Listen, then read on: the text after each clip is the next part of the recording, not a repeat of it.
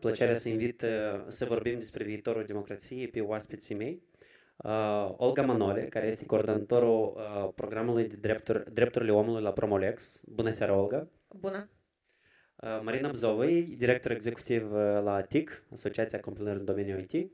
Da, bună! Și Artur Reaboi, corect? Care este Enterprise Architect la e-Governance Agency Moldova. Bună seara! Bună seara! Ok, eu probabil pot să închid conferința Zoom, așa? Ok, cool. Mulțumesc.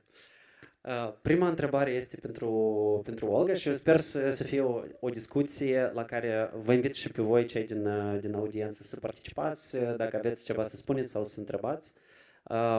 Olga, cum îți pare, la ce etapă noi suntem în procesul de tehnologizare a democrației în Moldova și care crezi că este cea mai mare problemă acum? Pentru că a fost inclusiv și întrebarea în timpul evenimentului, când vorbești de digital literacy sau technological literacy a audienței din Moldova, este foarte greu să-ți imaginezi că foarte curând vom avea alegeri online, de exemplu. Bună, mersi pentru întrebare, Artur.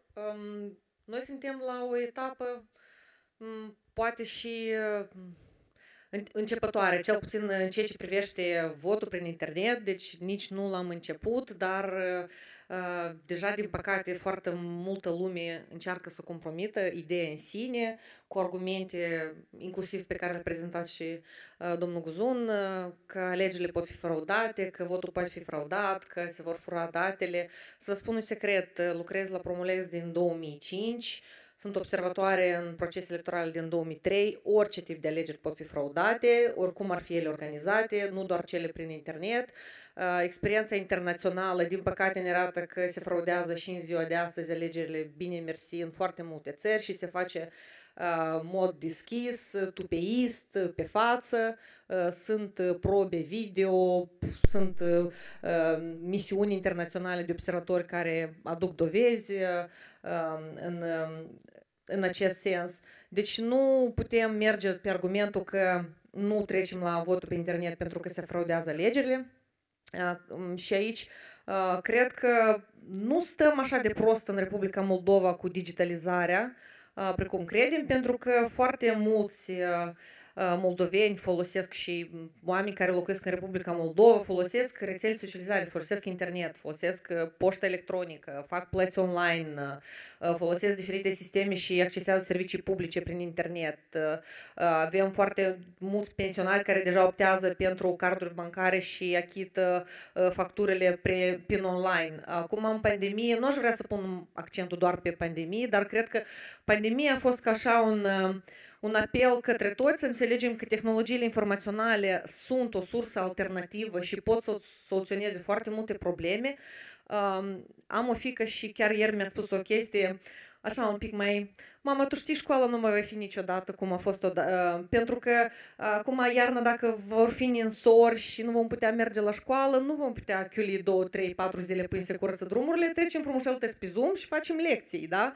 Sau, deci, lumea se schimbă și noi foarte des unele schimbări le acceptăm de la sine și nu ne stresăm prea mult și pentru că în principiu nu avem încotro și sunt așa idei ca votul prin internet și nu știu de ce ne-am împotmolit așa de mult în această idee care este implementată deja și a fost încercată în mai multe state, inclusiv Estonia, Franța, Elveția, Canada și a arătat beneficiile și într-adevăr beneficii pentru votul prin internet și digitalizarea proceselor democratice sunt mult mai mari decât riscurile asociate digitalizării, pentru că și utilizând cardul bancar poți să devii victimă a fraudei bancare, poți să ți se extragă bani. Aceste procese permanent treptat se perfecționează, pentru că doar atunci când oamenii folosesc anumite servicii pe online, putem identifica punctele slabe sau lacunele și le perfecționăm cu timpul și ele devin din ce în ce mai sigure, oamenii devin din ce în ce mai confortabili. Chiar am colegi care au fost victime, zicem, la furturi de pe carduri, dar nu i-am văzut să se streseze prea tare pentru că erau siguri că banca și autoritățile competente competente, vor soluționa cazul, vor identifica cine a extras bani, ei vor fi cumva, se vor compensa costurile. Deci există siguranța asta în tehnologii informaționale și nu văd de ce nu am putea aplica aceleași idei și pentru votul prin internet. Cel puțin pentru Republica Moldova, când avem peste 25% din populație activă a țării peste hotare și pentru diaspora, asta ar fi o soluție. Nimeni nu spune că trebuie să trecem brusc pe 1 noiembrie toți să voteze online. Poate să fie un proces treptat, pe etape. Inițial trebuie să fie testat, pilotat, perfecționat.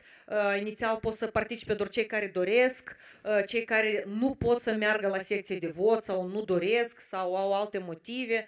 Ar fi o soluție într-adevăr bună pentru diaspora și ar fi una foarte cost-eficientă, pentru că costurile pentru 200 sau 100 de secții de vot peste hotare sunt costuri enorme, care se pun pe umerii și pe seama contribuabililor și plătitorilor de taxe Republica Moldova și din păcate suntem mult mai puțin contribuabili decât alegători. Și cred că ar trebui să mergem înainte și cred că CEC ar trebui să pună prioritate la următoarea etapă, anume pe implementarea votului electronic, pentru că cum argumente pro și contra vor fi oricând și orice inovație, în special de când e lumea? Lumea se teme de ceva nou, lumea un pic este așa mai conservatoare și nu vrea să riște.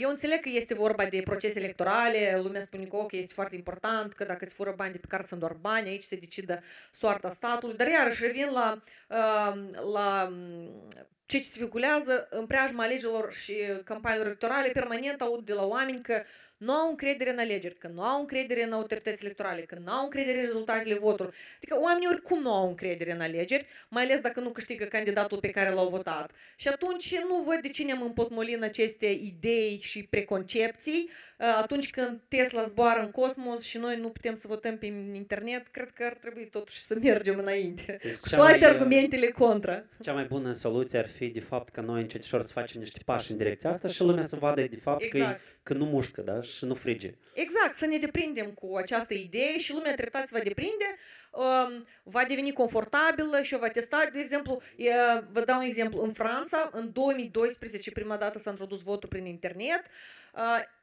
și a fost făcută chestia asta special pentru diaspora. Și a fost testată pe 5.000 de alegători, după care chiar în ziua alegerilor, peste 240.000 de francezi din diaspora au votat. Și deja la următoarea alegeri, autoritățile electorale au decis să anuleze votul electronic și alegătorii au fost foarte dezamăgiți.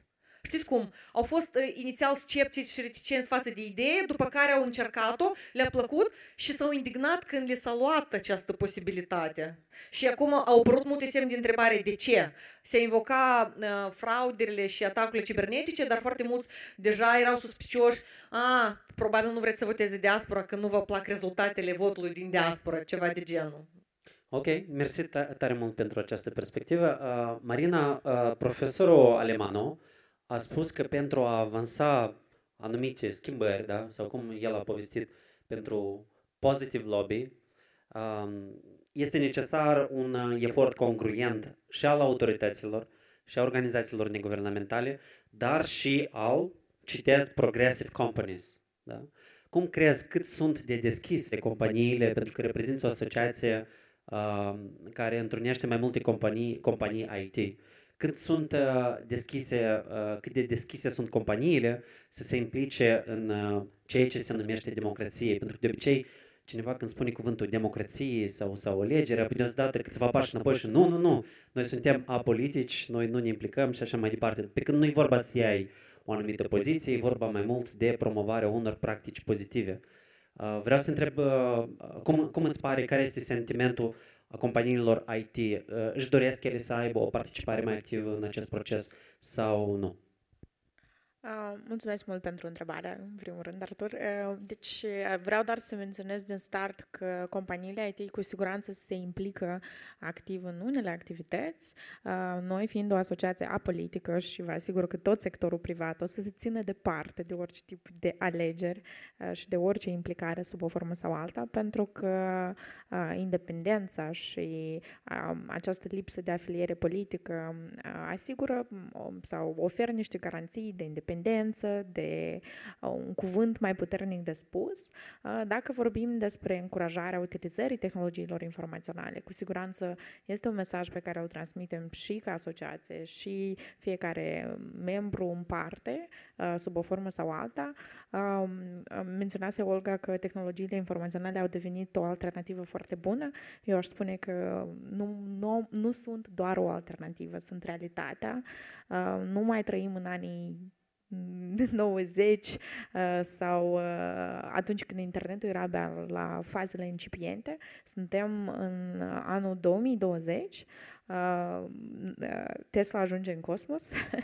Cu siguranță noi tot am putea face multe lucruri mari și m-aș bucura să reușim să avansăm la nivelul contribuțiilor și la promovarea unor mesaje în utilizarea tehnologiilor informaționale, atât la nivel de instituții guvernamentale și nu doar. Noi chiar recent am lansat ghidul cu privire la semnătura electronică și realizăm tot mai mult că inclusiv autoritățile din Republica Moldova sunt reticente să accepte documente semnate electronic, chiar dacă semnătura avansată, calificată, este egalată cu cea olografă. Și atunci când vedem astfel de impedimente majore, cu siguranță ne implicăm și noi, pentru că vrem să promovăm niște mesaje corecte, mai ales că tehnologiile informaționale sunt viitorul. Noi ca țară putem testa lucruri care pot fi ulterior scalate la nivel global. Suntem o țară mică. Aș spune că cetățenii noștri, odată ce pot utiliza rețelele de socializare, cu siguranță pot fi învățați să utilizeze orice alte platforme online, fie ele de voting, fie ele de a semna, fie ele de a aplica.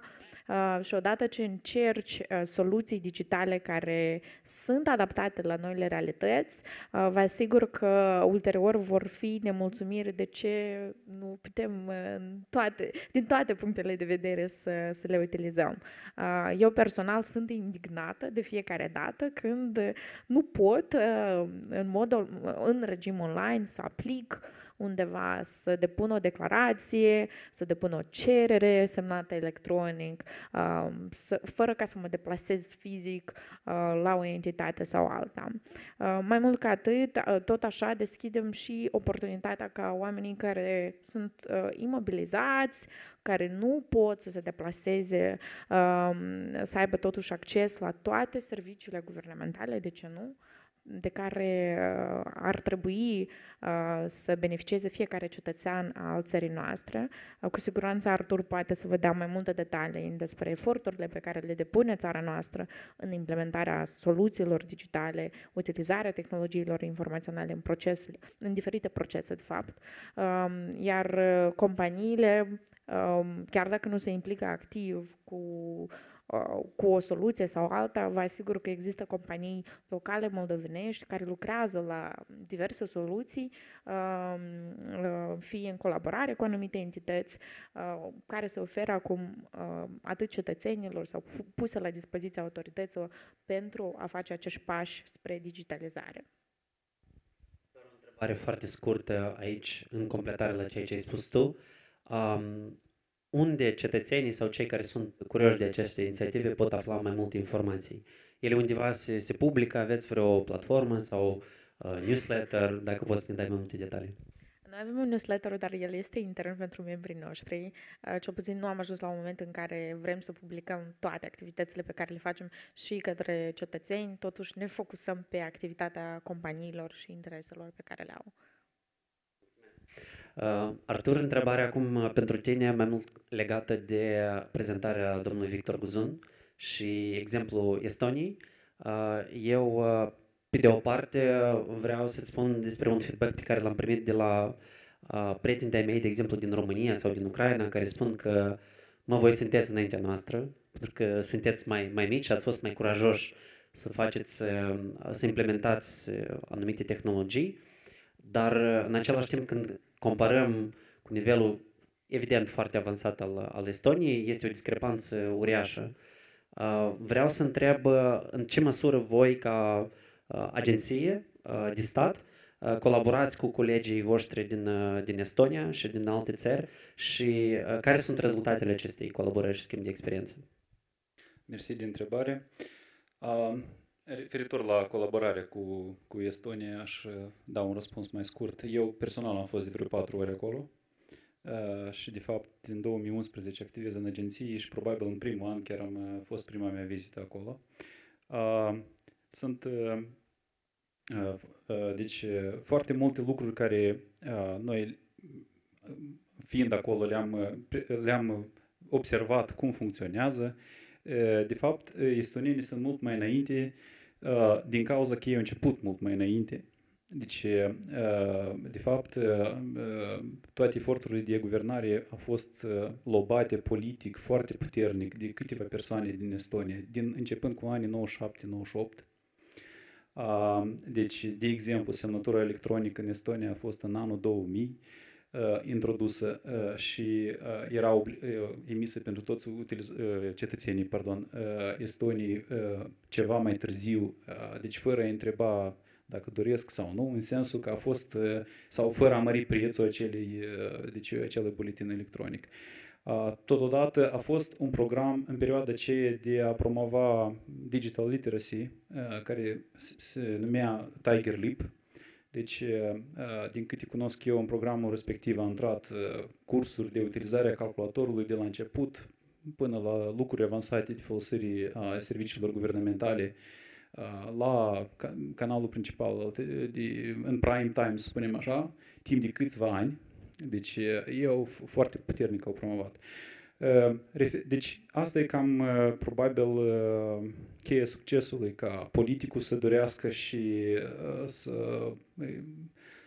rezerveze, zic așa, finanțe și de fapt capacitate există în toate țările, nu numai în Estonia sau Moldova.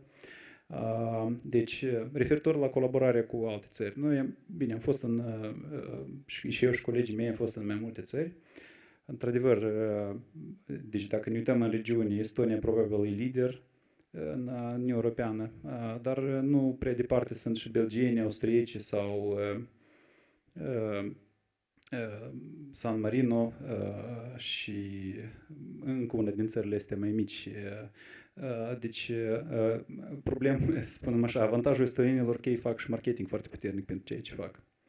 Deci asta partea de comunicare este la fel de importantă, nu doar de a lucra la ceva. De exemplu, ei posibilitatea de a elibera semnături persoanelor, cetățenilor străini, care noi avem în Republica Moldova, o marketează ca ei rezidenți. Deci, la noi, Republica Moldova, orice persoană care are rezidență, adică nu poți să iei semnătura la consulat sau ambasadă, dar dacă ești rezident în Republica Moldova și ai cartela aceea care seamănă cu IDNP pentru rezident, tu poți să-ți iei semnătură electronică și, de fapt, după asta poți să semnezi fiind peste hotare. Și noi lucrăm inclusiv la problema asta de a elibera semnături peste hotare la ambasade și consulate, pentru că pe lângă diasporă, adică pe lângă votul electronic care ar fi, deci necesită posibilitatea asta de a elibera peste hotare, sunt multe alte servicii publice care, fiind la distanță, nu știu, poți să-ți ajuți părinții mai în vârstă sau altceva cu anumite achitări sau contracte sau mai știu eu ce. Artur, spune-mi, te rog frumos, la ce proiecte și la ce tehnologie este concentrat acum lucrul agenției eGov? Spectrul de proiecte e destul de larg, mai puțin poate vizibil. Deci, noi, spunem așa, funcționăm de la pune bazele sau de rezolva problemele de infrastructură din guvern, de genul data centre care să funcționeze bine sau, nu știu, să aibă curent 24 din 24, să lucreze fără probleme la partea de jos, până la cum arată website-urile publice, și nu știu ce culori se folosesc sau cât e de mare fontul sau chestii. Deci spectrul e foarte mare. La moment, de fapt, a fost deja niște anunțuri în public. Noi finalizăm câteva proiecte. Eu pot să vă spun, pe interior avem 6 proiecte în derulare la moment, deci cu diferite companii. Deci și primele care vor apărea în timp apropiat este împuternicirea electronică sau Empower, serviciul, se numește Registrul Împuternicirilor, dacă oficial, dar noi îl denumim pe interior Empower, de la denumirile, să spunem așa, care încep cu M tradițional la mai multe produsele noastre și el va permite... În continuare la M-Sign. Da? M-Sign, M-Pass, M-Pay, M-Log, M-Connect, M-Notify, deci sunt, cred că vreo 10 și sunt unele pe interior care nu s-au auzit de ele încă nici în public. Deci, ce am să spun? Deci, acel Empower va permite anumite împuterniciri să poată fi semnate, deci înregistrate, zic așa, având semnătură electronică. Un exemplu ar fi, nu știu, reprezentarea de către o persoană de numele unei companii în cadrul la o instanță de judecată sau în cadrul semnării unui contract, fără ca persoana respectivă să aibă nevoie de acel ordin și de validarea faptului că ordinul a fost într-adevăr semnat de directorul companiei și nu de altcineva și tot încă vreo 3-4 hârtii care trebuie să le aduci ca să realizezi exact aceeași lucruri pe hârtie acum. Adică strasul din registrul unităților de drept și așa mai departe. Că vreo 4 în diferite contexte lucrează diferit. Un alt produs, dacă îmi dai voi, este M-Notify, deci serviciu guvernamental de notificări. Deci noi vrem să îmbunătățim și să lărgim numărul de canale de comunicare pe care o are guvernul cu cetățenii.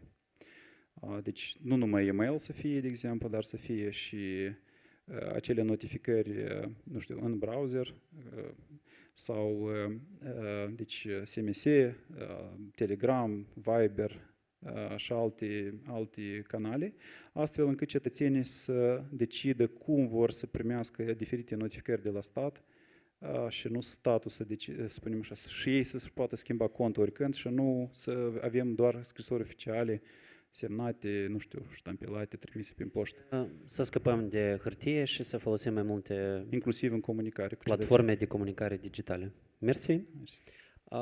Olga, prima rundă eu spun că am fost foarte politically correct, toți, dar n-am spus nimic wrong, dar eu aș vrea să folosim această oportunitate inclusiv și pentru a lansa niște semnale, pentru că nu este tocmai roz în Moldova. Ce ți-a părut ție interesant din prezentările de astăzi și tu ai considera că inclusiv autoritățile noastre sau și societatea civilă, pentru că nu trebuie să dăm vina doar pe autorități, ar trebui să facă mai mult sau poate nu face deloc? Da, lucrurile într-adevăr nu stau roz și nici nu prea au fost niciodată foarte roz. La moment deloc roz, pe locuri chiar mai rău decât deloc roz. La capitolul democrație, transparență, participarea civică, este foarte regretabil faptul că autoritățile, politicienii, reprezentanții statului și instituțiilor de vârf a statului în mod constant, permanent, denigrează și diminuează rolul și importanța societății civile în societatea noastră.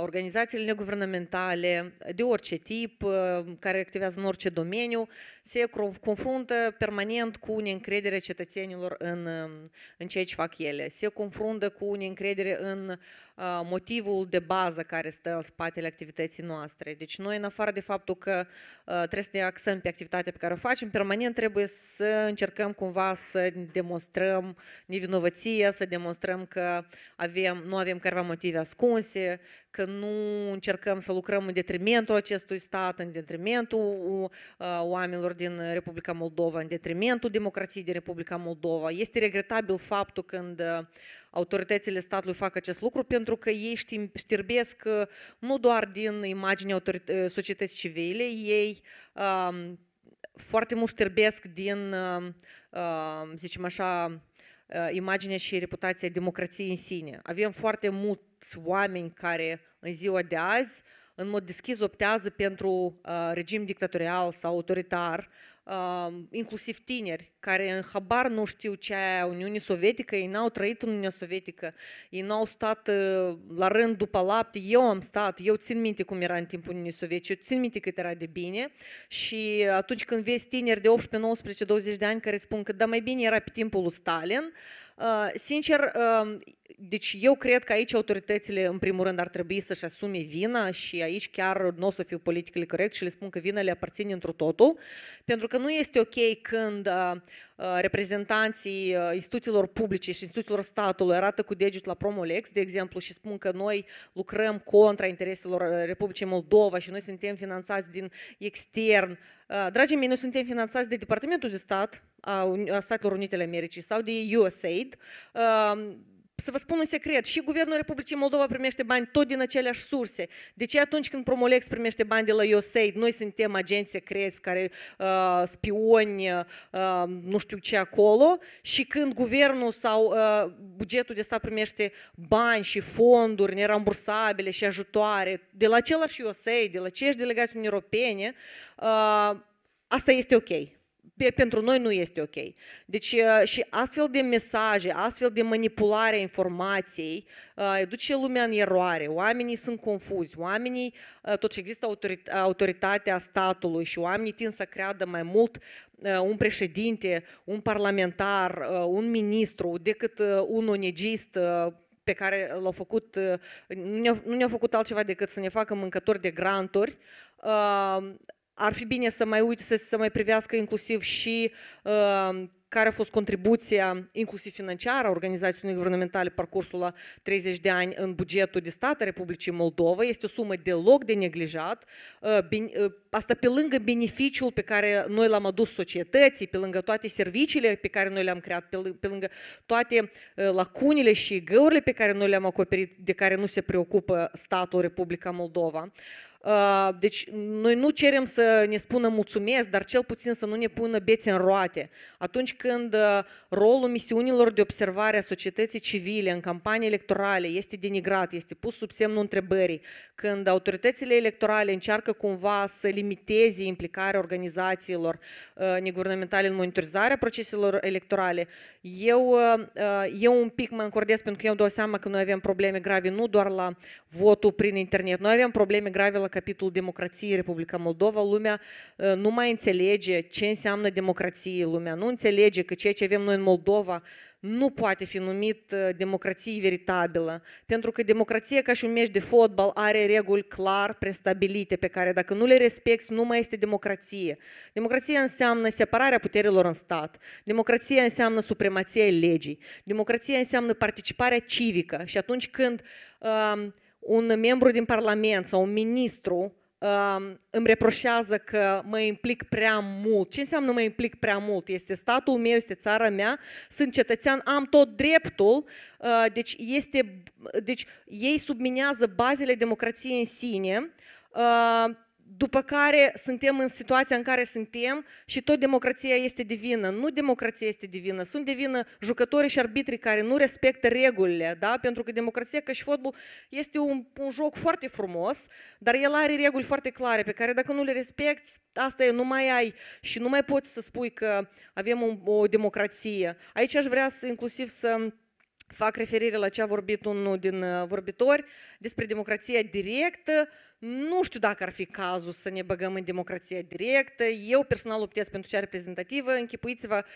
că toți cetățenii Republicii Moldova în fiecare zi ar trebui să voteze proiecte de legi din Parlament, hotărâri de guvern, decizii de la consilii municipale, locale. Lumea s-ar sătura, plus acest lucru implică și competențe și cunoștințe foarte vaste în diferite domenii, ceea ce ar fi foarte dificil. Eu aici pot foarte pe scurt să te contrazic, să-ți dau exemplu sistemului de juriu în instanțele de judecată din Statele Unite, în care decizia este luată de cetățeni aleși formați aleatoriu, respectiv când ei sunt împuterniciți, ei își iau rolul în serios, da?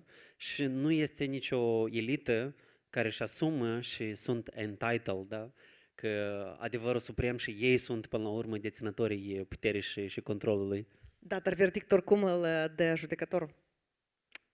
Well, dar Nu verdictul, dar decizia și pedeapsa o numește judecătorul, omul care cunoaște legea, care are competențe, care știe pentru ce crimă, ce sancțiune poate fi atribuită. Pentru că dacă lăsăm democrația chiar așa la îndemâna aplicațiilor pe internet, noi probabil nu am avea foarte multe legi bune pe care le avem astăzi în Republica Moldova. Am fi trecut înapoi la pedeapsă capitală, probabil am rămâne fără vaccinare obligatorie și multe chestii care iarăși sunt manipulate foarte ușor de către politic. Probabil am renunțat și probabil am trece la monarhie constituțională înapoi. Sunt și așa tendințe la nivel global. Pentru ce avem nevoie de... Deci există foarte multe manipulări în acest sens. Deci democrație, știți cum? Și aici inclusiv una din temele abordate, alegerile corecte, transparente, sunt unul din pilonii de bază a democrației și dacă noi ne jucăm cu alegerile și cu votul prin internet și le fraudăm, noi de fapt fraudăm democrația în sine și trebuie să fim foarte atenți. Aici inclusiv cu accesul la vot, oamenii trebuie să aibă încredere în procesele electorale, oamenii trebuie să se simtă confortabil. Eu am început să observ alegerile din 2003, votez la toate alegerile de când am 18 ani. La noi în Moldova, alegerile și procesele electorale sunt, știți, cu mister, tradiție și stres. Eu nu înțeleg de ce alegerile trebuie să fie așa de stresante. La noi când e campanie electorală, parcă suntem în regim, în stare de război, în stare de asediu. Eu am fost și am observat alegerile în Germania și am observat alegerile în Marea Britanie. Este un proces cu totul și cu totul relaxat. Oamenii au încredere în autorități. Acolo nu este nevoie de acreditare să observe alegerile, de exemplu în Germania. Orice cetățean poate intra în orice moment, în orice secție de vot, inclusiv să asiste la numărarea voturilor, fără niciun fel de acreditare. Și această deschidere și transparență a autorităților, de fapt, demonstrează că ei nu au ce ascunde. Nu înseamnă că nu se comit greșeli sau erori, nimic nu este perfect, dar există bună credință, există deschidere, există această dorință de a dezvolta și de a avansa în democrație și în instrumentele acestea, nu de a se închide și de a regresa, pentru că în astfel de situații nici despre votul prin internet nu vom putea vorbi. De exemplu, în curând, probabil, nici nu vom avea drept de vot dacă vom merge cu așa pași înainte. Înțeles, mersi, foarte multe chestii de notat. Vreau să o întreb pe Marina cu privire la rolul comunității, pentru că știu că voi ca comunitate de companii IT ați promovat foarte multe legi și inițiative bune și ați găsit susținere atunci când ați promovat aceeași inițiativă TechWell sau Moldova IT Park. Care sunt proiectele pe care comunitatea voastră le-a avansat și care sunt la momentul actual blocate? Cu siguranță sunt și aș vrea să folosim această oportunitate ca să vedem cum putem să le dăm un imbold pentru dezvoltare. În primul rând, vreau doar să iterez că este o muncă enormă în spatele fiecărui mini-proiectel, cum îi zicem noi, pe care încercăm să le promovăm sub o formă sau alta. Ceea ce noi ne dorim sunt avansare tehnologică în principiu a țării, introducerea unor concepte noi, cum ar fi parcurile IT pe care le avem în Republica Moldova și cu care ne mândrim.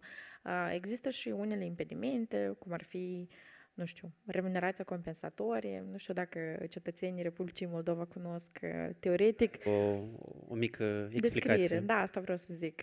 Teoretic achitați în jur inclusiv până la 3% și mai mult pentru o ipotetic copie personală pe care ați putea să o faceți sau unor opere, din simplu motiv că avem o lege învechită care nu corespunde realității.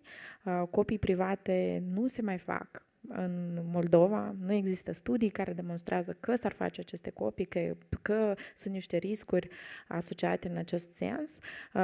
De ce zic că vorbim de 3%? Este o sumă destul de mare care se duce undeva și eu personal nu sunt de acord, dar pe lângă comunitatea de afaceri, personal nu sunt de acord să donez cuiva niște bani care rezonabil nu există nicio explicație. Eu folosesc Spotify folosesc Netflix-ul, nu fac copii private nici pe telefonul meu, nici pe alte device-uri pe care le mai utilizez.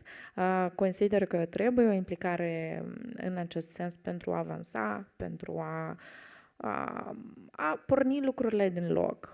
Mai sunt alte proiecte pe care fie noi am încercat să le oprim, fie încercăm să le dezvoltăm, cum ar fi acum promovăm documentul electronic și utilizarea și acceptarea acestuia de către toate autoritățile publice.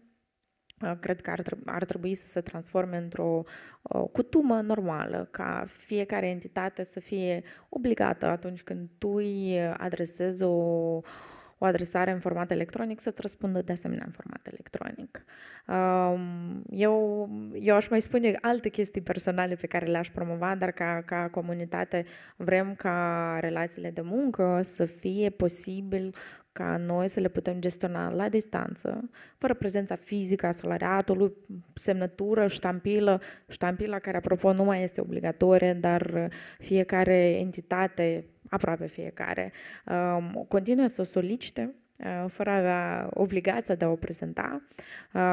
Îmi doresc ca noi, ca comunitate, să reușim să convingem autoritățile că securitatea muncii la distanță este diferită decât securitatea muncii în oficiu. Atunci când lucrezi la domiciliu, angajatorul nu are cum să verifice că aveți toate prizele conectate așa cum trebuie, că ați avut cabliști care au verificat că fiecare cablu este bine izolat, respectiv această răspundere trebuie să cadă în mod proporțional pentru cei care răspund de acest spațiu. Există multe alte dorințe, hai să zic eu, a comunității de afaceri, cum ar fi, am spus anterior, semnarea contractelor, dar mai mult ca atât, instituțiile să accepte că companiile care operează cu salariații la distanță, mai ales în contextul pandemiei, nu vor să strângă salariații ca să semneze acele timesheet-uri, acele ordine de concediu, acea cerere de concediu care obligatorie deci, trebuie să fie în formulograf. Foarte multe hârtii care nu mai sunt relevante. Exact. Și asta cred că ar fi un mesaj pe care aș vrea să-l las. Desigur că avem și multe alte chestii, tehnicalități la care lucrăm, cum ar fi suprataxarea anumitor sectoare, cum ar fi reglementări care le considerăm disproporționate sau neadaptate la realitățile Republicii Moldova, dar cred că mesajul ce ține de promovarea documentelor și reducerea hârtiei în relația cu autoritățile le pot înțelege toți și cred că ar trebui să fie un mesaj promovat de către toate entitățile. Mulțumesc. Olga, ai vrut să completezi ceva? Da, eu am vrut să completez chiar la capitolul digitalizare, chiar și noi în activitatea noastră profesională, acum suntem în pandemie, am fost puși în fața situației când noi de obicei, observatorii noștri, având observatori în toate secțiile de vot, mă rog, acum la prezidențiale vom avea doar eșantionat 700 de secții în Republica Moldova, dar vă dați seama, 700 de oameni trebuie să vină la Promolex să semneze contracte, acte de primire predare, liste de participare la seminare, liste că au primit cartele, că au primit materiale dezinfectante, că au primit formulare, că au dat formularele. Noi încercăm cumva să reducem în condițiile pandemiei, noi într-adevăr ar fi foarte util dacă noi am putea să reducem la maxim și noi cumva încercăm acum să reinventăm bicicleta, cum să reducem la maxim necesitatea oamenilor să vină la noi să semneze aceste acte, să o facem prin internet sau să o facem printr-un, cel puțin un singur document, inclusiv posibil cu varianta scanată a semnăturii și chiar am văzut și o deschidere cel puțin la comunitatea de donatori, care foarte înțelegător acum ne acceptă foarte multe documente cu semnături electronice, pentru că lucrând de la distanță și protejând angajații și aici, ok, vină și adă-mi un timesheet cu orele pentru luna precedentă, dar adă-mi-l fizic cu semnătura, oricum parcă îți subminează toate eforturile de a ține oamenii în siguranță o lună de zile. Și atunci există această deschidere și eu cred că pandemia, pe lângă toate minusurile pe care le-a adus, incontestabile, ne-a deschis ochii și ne-a arătat și niște că se poate. și se poate și unele lucruri, știți cum, exact ca în gluma aia, this meeting could have been an email. Așa și aici, acest document semnat în original în 3 exemplare pe hârtie poate fi o variantă electronică cu semnătură scanată în PDF. Ar putea. Și merge, și e ok, și nu s-a terminat lumea, și nu a fraudat nimeni nimic, pentru că oricum achitările și plățile se fac pe online, internet banking, persoana primește un cod bancar, poate. Deci există și alte metode de a verifica dacă persoana a fost remunerată, cât, cum, și putem exclude. Și, deci inițiative de acest gen ar fi foarte binevenite și sigur că exemplul nostru este unul microscopic în comparație cu alte companii care au sute și mii de angajați și probabil au aceleași dificultăți. Da, mai ales când online totul este trackable și totul lasă urme. Exact. Nu e ca o hârtie care undeva poți să o aprinzi sau să o arunci. Plus că, ca și cu alegerile, și orice hârtie poate fi falsificată la urma urmei, nu? Știi cum? Și orice semnătură scrisă pe hârtie poți să o falsifici. De-aia așa stres că asta online și este falsă și asta pe hârtie, îți garantează cineva că este veridică? Nu. Și aia poate fi falsă. Deci e o chestie mai mult de cultură, că oamenii de s-au cultură și de prindere. într-un anumit Exact, mod. și cu ștampila. Sincer, recunosc că și eu până ziua de azi aplic ștampila. Știu că deja de ani buni de zile nu mai este obligatoriu. Îți place ștampila ta foarte mult, de aia... Are logo-ul organizației și aia. Eu vreau doar să adaug aici foarte scurt. De fapt, este deschidere, mai ales în contextul pandemiei. Lucrează toate autoritățile destul de bine și lucrează împreună pentru a exclude acele semnături olografe. Avem o colaborare foarte frumoasă, apropo, cu Agenția de Guvernare Electronică, cu STISC, cu SIS, care s-au activizat pentru a promova anumite mesaje, pentru a explica ceea ce unele autorități nu pot să înțeleagă. Totodată, pe platforma Consiliului Economic avem o colaborare foarte bună cu ministerele de resort care se implică pentru a vedea unde au rămas niște lacune, niște impedimente care nu permit acceptarea într-o formă sau alta din punct de vedere tehnic doar. Așa că este deschis. Marina a readus discuția pe tărâmul pozitiv, da? Messages. Eu vreau la urmă să-l întreb pe Artur care este colaborarea Agenției de E-Guvernare cu CEC. Și nu zadar te întreb, pentru că după ce am avut atât de multe discuții și prezentări, vreau să-mi formez și eu o părere foarte informată, din prima sursă, cât sunt de departe alegerile la care cetățenii noștri și din interiorul țării, dar și cei din diaspora vor avea posibilitatea să voteze online. Mulțumesc de întrebare. Eu chiar mă gândeam cum o să răspund la ea, în sens că eu presupunem că noi să ajungem la această întrebare. Deci, din punct de vedere tehnic, Republica Moldova este gata de mulți ani să introducă votul electronic. Mă refer aici inclusiv deci de la semnătură electronică, cât și soluții tehnice care inclusiv doamna Alice de la Microsoft astăzi ne-a vorbit și a folosit un cuvânt cheie, criptarea homomorfică. Deci e o tehnologie disponibilă, inclusiv, adică nu trebuie să achiți sau să cumperi ceva ca să implementezi această tehnologie în Republica Moldova. Problema este probabil, deci guvernul în orice țară este cea mai mare organizație și cu cât, deci, fiind așa de multe organizații și instituții, fiecare, spunem așa, se ocupă doar de lucrurile sale și nici nu are dreptul să se ocupe de lucrurile altcuiva. Adică așa lucrează în toate guvernele lumii. Respectiv, noi ca agenție promovăm și implementăm tehnologii informaționale. CEC-ul cu Parlamentul, cu politicul ar trebui să folosească aceste tehnologii informaționale și noi suntem deschiși tot timpul pentru colaborare și am avut discuții nu odată cu ei referitor la implementarea semnăturii electronice. S-a făcut chiar un studiu, dacă îmi amintesc eu bine, vreo 2 ani în urmă. Concluzia principală a acelui studiu a fost că dacă implementăm astăzi semnătura electronică, toți cetățenii vor refuza. Așa era scris în concluzie, vă spun. Și concluzia a fost finanțată de un donator, nu îmi amintesc cine. În sensul că asta era concluzia principală, probabil s-a făcut, din câte mi amintesc eu, și un sondaj de opinie și toată lumea spunea că nu introduceți vot electronic, pentru că, adică majoritatea din cei întrebați, că noi considerăm că o să fie încă loc de mai multe fraude. Deci asta e ce cunosc eu, să spunem așa. Dar mai repet o dată, am avut discuții nouă dată, inclusiv chiar cu colegii tehnici de la CEC, adică ne cunoaștem personal, nu, în sensul că și CEC-ul este tehnic gata, dar alegerile au loc conform unei legislații și cineva trebuie să zică, ok, hai să o modificăm, CEC-ul, haideți să implementați. Deci, ca să simplific lucrurile la maxim, de fapt, mingea este în Parlament? Acolo trebuie să se ia decizia? Sau unde organizațiile care își doresc să avanseze astfel de idei progresive trebuie să-și concentreze efortul spre guvern sau în Parlament? Grea întrebare pentru mine, nefiind nici politician, nici funcționar public, ca să înțeleg cum lucrează toate lucrurile astea, să spunem așa.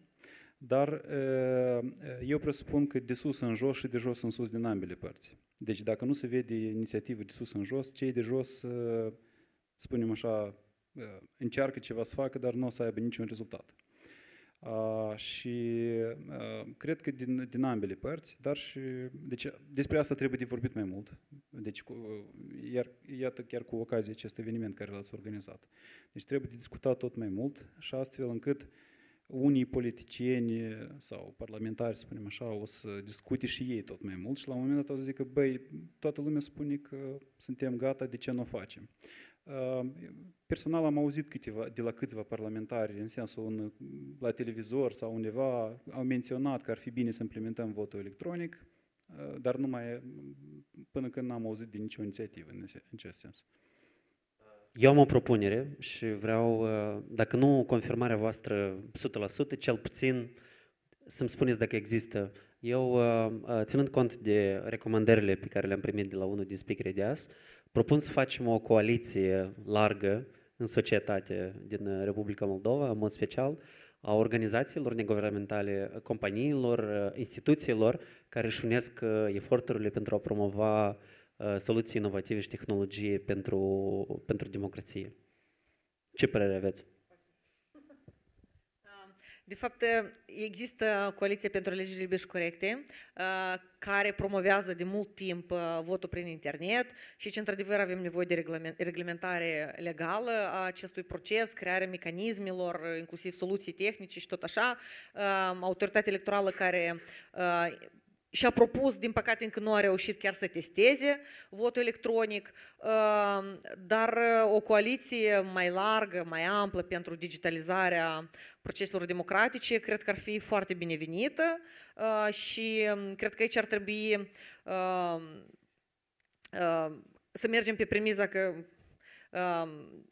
deci obligația unui cetățean și datoria fiecărui cetățean este să-și țină gura deschisă și să informeze guvernul și autoritățile și politicul despre care sunt nevoile, care sunt doleanțele, care sunt tendințele și guvernul să plece urechea și să încerce cumva să implementeze. Nu spun neapărat că peste noapte, nu neapărat orbește, prin consultări publice, prin studii, prin analize, deci să ajungem la acele soluții, inclusiv deci, digitale, care în mod evident deja de foarte mult timp se cer. Și aici vreau să reamintesc tuturor, probabil ați uitat cum concetățenii noștri din diaspora în 2016 au votat pe foi albe de hârtie, fiind disperați să-și dea votul la alegerile prezidențiale în 2016. Eu cred că mai rău de atât nu poate fi niciun vot electronic.